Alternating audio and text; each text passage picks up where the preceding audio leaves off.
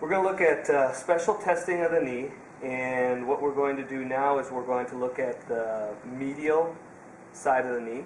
So we're going to do the valgus stress, and when we do the valgus stress, we do the valgus stress at 0 degrees of extension, and then we go into about 20 or 30 degrees of extension and do the valgus stress.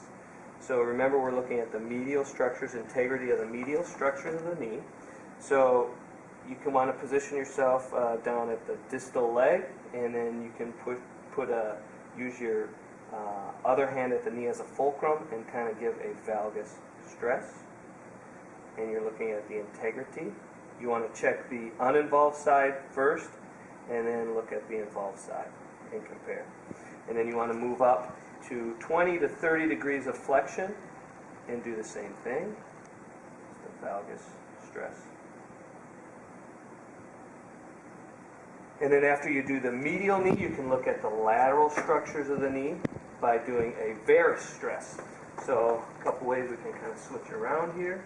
And again, we can do a varus stress at 0 degrees.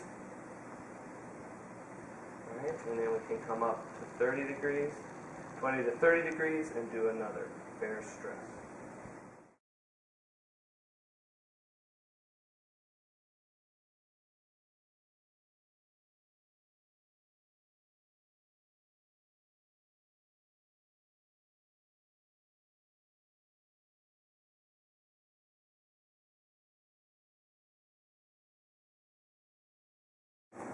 The next special test is the anterior drawer. So we're looking at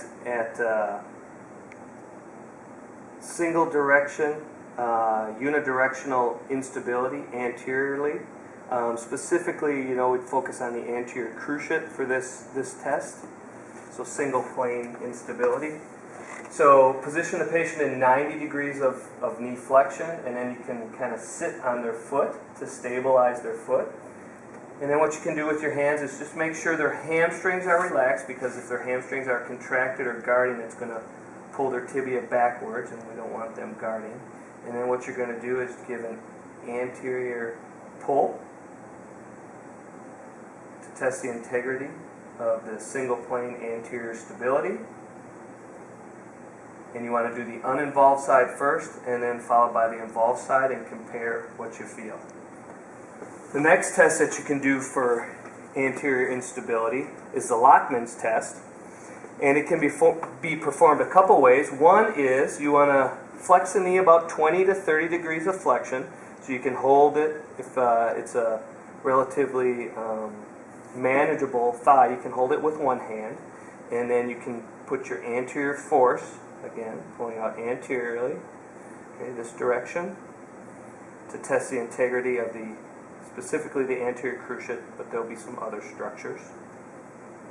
Or if it's a pretty large thigh and you have some problems, another thing that you could do is kind of bend your knee and get that 20 to 30 degrees of bend, and then stabilize at the distal anterior thigh, and then put that anterior translation at the tibia.